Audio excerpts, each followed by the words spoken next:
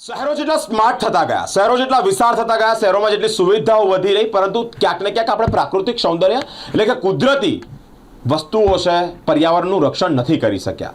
Even એટલું જ નહીં, આટલી બધી કારમી પરિસ્થિતિ વચ્ચે, કારમી પરિસ્થિતિ કોને કહેવાય કે ઉનાળામાં ચોમાસા જેવો માહોલ, ચોમાસામાં શિયાળા જેવો માહોલ, શિયાળામાં ગરમી લાગવી અને ચોમાસામાં ક્યાંક ને ક્યાંક ઠંડી લાગવી, આને કહેવાય કે ઋતુઓ ડિસ્ટર્બ થઈ છે.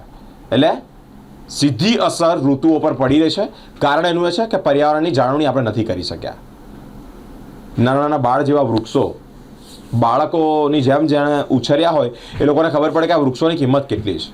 ઇવન જ્યારે જ્યારે આ વૃક્ષોને હણવામાં આવે, આ વૃક્ષોનું નિકંદન કરવામાં આવે, ત્યારે અનેક પ્રશ્નાર્થ ઊભા થાય છે શહેરીજનો, નાગરિકોની એક તંદુરસ્તી પર. કારણ એનું એ છે કે સાયકલ ટ્રેક વિવાદમાં આવ્યો છે, કારણ કે સાયકલ ટ્રેકના કારણે લગભગ ઘણા બધા વૃક્ષોનું નિકંદન કરવામાં આવ્યું છે.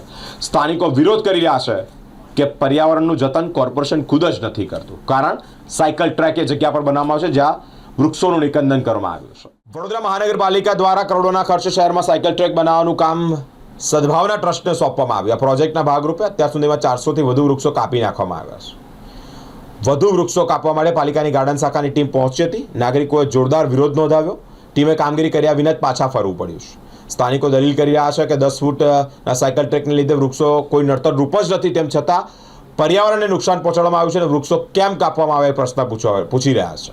પાલિકાના પગલાં સામે નાગરિકોમાં ઉગ્ર રોષ જોવા મળ્યો છે.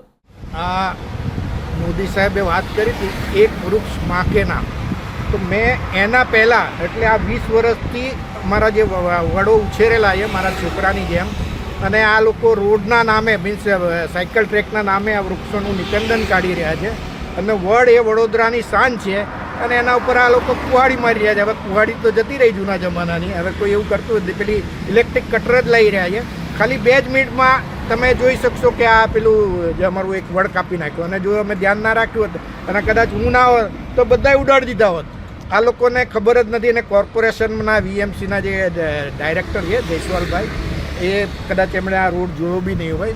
અને આમે લોકો આ જે વૃક્ષો છે અમારા છોકરાની જેમ એનું જતન કરીએ છીએ, જે એનું આ પરિણામ છે કે મેક્સિમમ ગ્રીનરી અમારે ત્યાં છે. અને આ વૃક્ષો એટલે આ સિટીના ફેફસા છે કે જે શું કહેવાય કે તમને તાજી હવા આપે છે.